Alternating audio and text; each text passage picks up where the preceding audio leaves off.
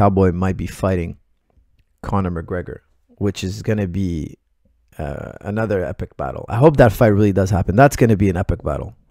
And I think it's a good fight for Conor.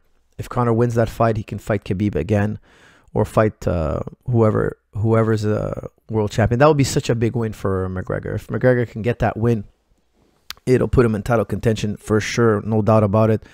However, Donald Cerrone is not an easy guy to get past. I thought he would look really big for 155. I thought he looked really, really big next to Hernandez. And I've seen Hernandez. He's a big dude. He's a big 155er. He's a very athletic guy. Very athletic guy. Not an ounce of fat on his body. Shredded. Just pure muscle. And I felt that Cowboy made him look a little bit small. You know, Cowboy's been at welterweight now, so he's gotten a little bit bigger. And I think that size, he carried it well in the ring.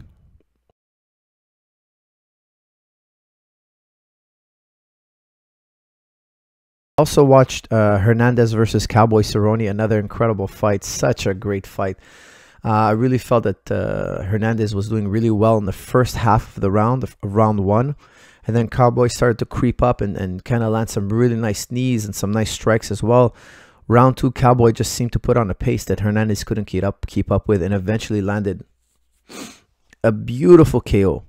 Head kick that led to a TKO. But that head kick, Hernandez leading into it, had his hand up, blocked it partially, but that kick just went through that one arm, dazed him, and Cowboy just got on top of him and finished it up. Brilliant performance by Cowboy. Cejudo versus Dillashaw. What an incredible fight. I got a chance to watch it. And let me tell you something. I was really impressed by Henry Cejudo, and definitely want to break down this fight. I know the fight didn't last very long. Obviously, all of you now have heard who's won by now. It's all over the internet, so I'm not going to give you guys a spoiler alert. I'm just going to jump right into it. Cejudo gets a stoppage in round one. Now, a lot of people are saying, some people are saying that this was an early stoppage or whatnot. Tough to say. Very tough to say. But you know what? I rewatched the tape and I watched it in slow-mo, and you do see Dillashaw buckle 3 times. He buckled once. Then there was a scramble, some more strikes. He buckled again, and then a third time.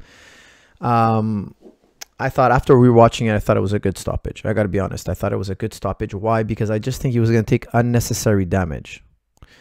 Now, I really think that this fight should happen again. There should be a rematch. Not because it wasn't a clean victory. It definitely was a clean victory. But I would like to see TJ fight Henry Cejudo 135. I didn't like the weight cut. I didn't like the way it looked on TJ. TJ is a brilliant fighter. I've actually worked with him in the past. He's a tremendous athlete. He's a very smart guy, very cerebral. However, I think that when you dehydrate yourself at that level, you don't know it, but it definitely, you might not be aware of it, but you definitely hurt your performance. So let me give you guys a little rundown on that. One time we were at a coaches summit. I had a coaches summit, and there was a military expert there. He was talking to us about dehydration and studies that they've done in the military. Again, this was in, I believe it was in Las Vegas. Yes, we're in Las Vegas.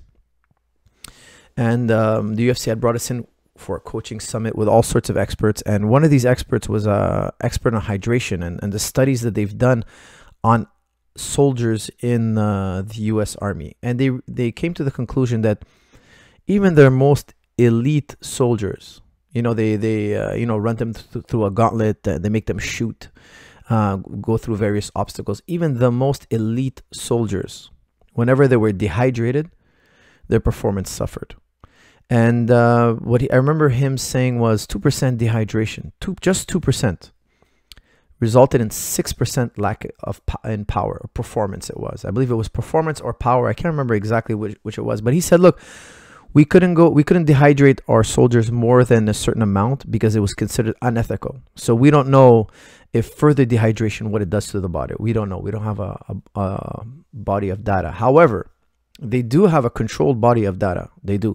And they said that the most elite, experienced, mentally tough character we have in the army, even them, if they're dehydrated, their performance suffers. So you might feel good. You know, of course, fighters are so mentally tough. They're going to tell themselves they feel good. They're going to tell themselves they're pumping themselves up. You know, they're trying to give themselves some confidence. However, it felt to me like, especially after Henry had pushed them, you know, when they first traded, their bodies collided, and Henry just kind of shoved Dillashaw, and Dillashaw fell down to the ground. Listen, Dillashaw's a very athletic, strong, physical guy. I felt it had a lot to do with his dehydration. At least that's what I think, because I'm very shocked and surprised that anybody can push TJ Dillashaw to the ground like that. I mean, it could happen if you're off balance or whatnot, but he's such an athletic, strong, experienced fighter that I did find that very surprising. And I do think it had a lot to do with the dehydration. Now, of course, Cejudo is a brilliant fighter, world champion wrestler. I mean, gold medalist in the Olympics in freestyle wrestling, that's something. You know, to win a gold medal in freestyle wrestling is not easy. It's a very competitive field, and now to win a world championship in the UFC and then to beat Dillashaw, the bantamweight champion, this is some incredible accomplishments for Cejudo. This is going to make him, you know, a legend of the sport, no doubt. However, I do think this fight should happen again at bantamweight. I do believe Cejudo has a very strong chance to win, especially now that he has one win over Dillashaw. I think the rematch at 135 would be brilliant. Very interesting. Yeah, the way he pushed him off shocked me. That's from Venom Musk. Yes, very surprising. Very surprising, because Dillashaw is a very physical guy. He's a very strong guy. And I think it has a lot to do with the fact that he was surprised, but also very dehydrated. TJ needs to come to tsdorms. Well, he has, Young Pep. Yeah, it's from Young Pep. Young Pep says TJ needs to come to tsdorms. Yes, definitely welcome him back. Fun having TJ in the gym. We've had him twice in the gym already. Fun guy to spar with, a very physical guy, like I said, very tough, you know, hard-working guy, very hard-working guy, getting real ready for his fights. But came up short with Cejudo, you know, and I think it had a lot to do with the dehydration. I don't think a human body should cut that far. It's too much. It's not, you know, I don't know if this is true, but I've been told that like when you're dehydrated, you're more liable to being concussed because your brain, when it lacks in volume, it has more chance to move. Once you get hit in the head, it has more likeliness to shift and move, and that's what causes knockouts or whatnot. I've also read that nobody really knows what causes a knockout. You know, I think this is a very it's not a very well understood phenomenon. Why knockouts occur, why people get dazed when they get hit. However, I've been dehydrated, and I can tell you, it doesn't feel good. You know, I've been dehydrated many times in my life, and you definitely don't feel strong. You definitely don't feel quick, and in my opinion, it's very bad for fighting.